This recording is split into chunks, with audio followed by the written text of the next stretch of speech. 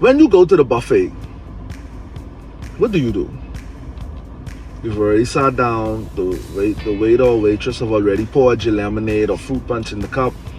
You've already scouted the offerings, the delicacies.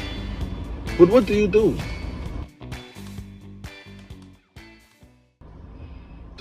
Are you one of those that just pick a little bit of something, everything? Or are you one of those, that just go straight to what it is that you like?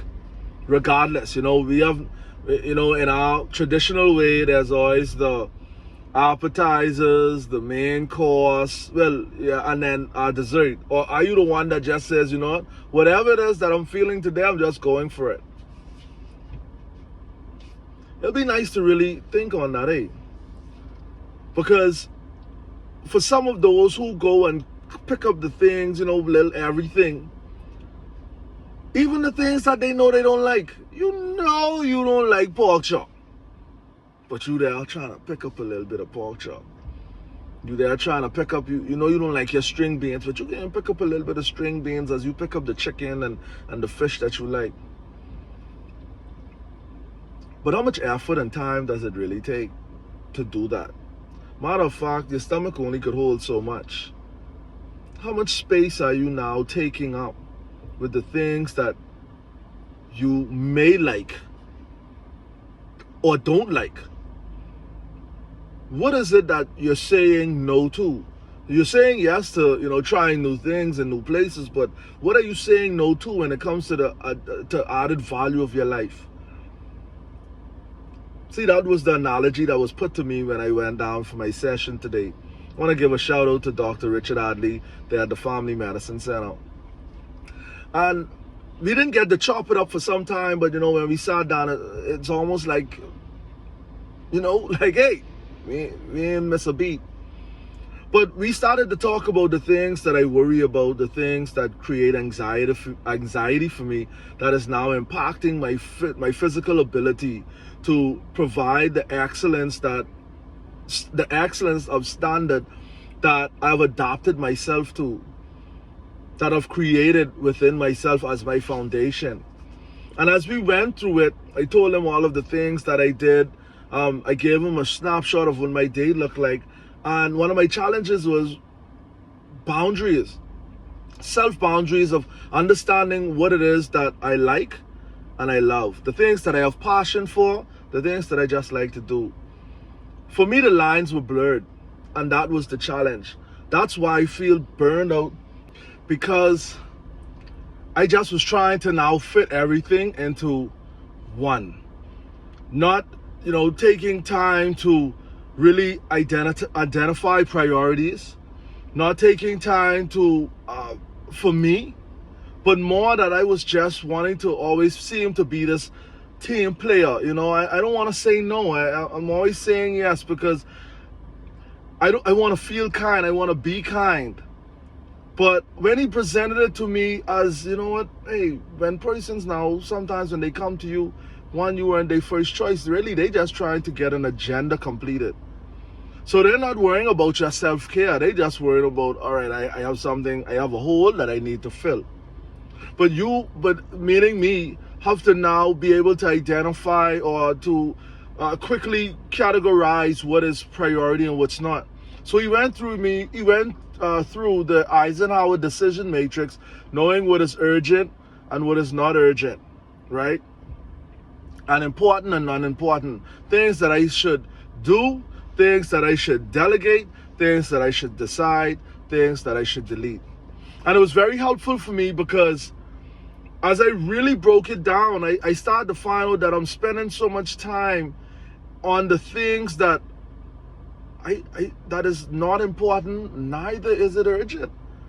And when I really was to be true to myself, it was like I probably spend 50% of my time there. Things like reading certain emails, or even just going through, watching certain TV shows. It's like, really, that's not urgent, neither was it important. Now, the difference if it was me just taking my own self-care, and that was how I dealt with that. But I'm not even talking about in that concept. So now we started to break it down for me because I really needed that help. I'll be honest, the lines stay blurred. I think I lose a lot when it comes to now really being impactful. And I understand now when a line was said to me by one of my mentors that there's a difference between being accessible and available. So one thing that we've been able to identify is what is my passion. Well, firstly, I love to speak, and you'll see that, right? But I love to speak to a certain particular group. I love to speak about certain particular topics. Like, I'm all passionate about trying to help, especially young males, anywhere between the ages of 14 and 70, 80. It don't matter, because there's not a limit on how much or when you could learn.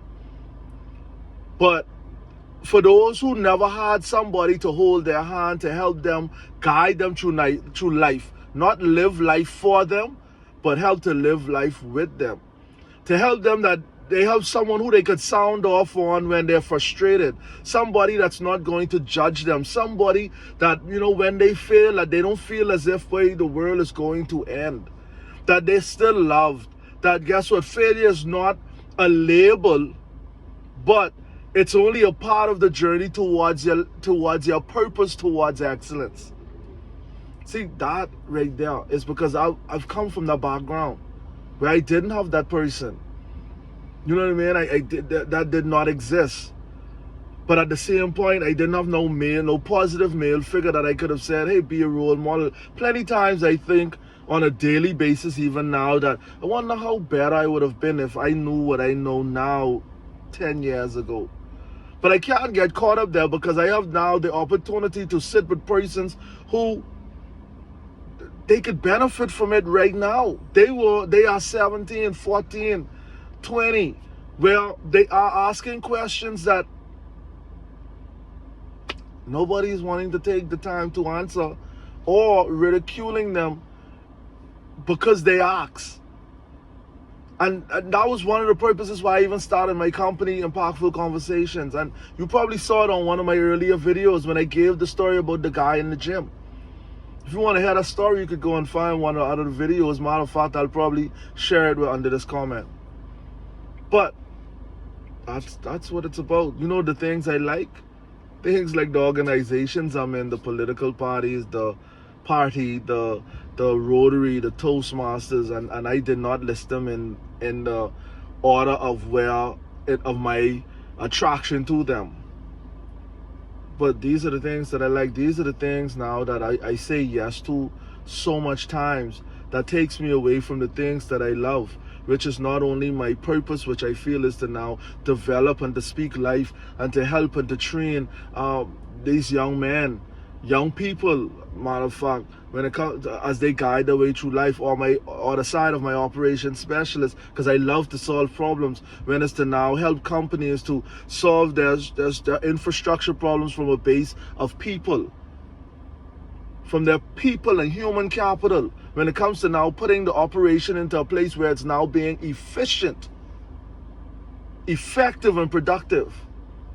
See, those are my passions. But the likes, I'm staring too much towards them. And now I figure why I'm burnout. So you know who I am now at the buffet? I'm the person that just goes straight to exactly what it is I like. And I just eat as much of it as I could. Now, if I have the time, then I may dabble in the things that I like. But I'm going to the things that I love. I'm going to spend all my efforts there. But what I want to say also is for the men. Sometimes we need to speak to a professional who's going to help us to navigate our own feelings. We spend so much time trying to help everybody, what we call chivalry, that do we take the time really to sit and have someone now help us? I can speak about the benefits that I've now that have been tangible and intangible, being able to now have a better hold of my emotions, understanding other people's emotions. We speak the word empathy, but do we really know what we're saying? We just think empathy is, oh, okay, I understand what you're going through. No, but there's a deeper meaning to that. Where you have went through the education, the experience, you put all that together now, create knowledge to identify when you see that there's a disconnect, and to create that connection all within the snap of a finger. Well, leadership requires it, because that's where the part of the influence comes from. But one thing I learned too is being transparent, because I now get to be a sounding board, or someone else get to be a sounding board for me, and it has helped me tremendously. That's why when I felt that, because I stayed away from it for so long, I started to go right back up into spooling my wires in the wrong way. So I want to encourage even to you men, find a person, sit with them once a month, once a week, however you think, once every 3 months, but sit with someone and you will start and be true to yourself. Because you might could lie to them, but that don't make no sense. Lying to you really is just that's devastating. So that's what I want to put to you. So when you now go to the buffet, I'd like to know, which person are you?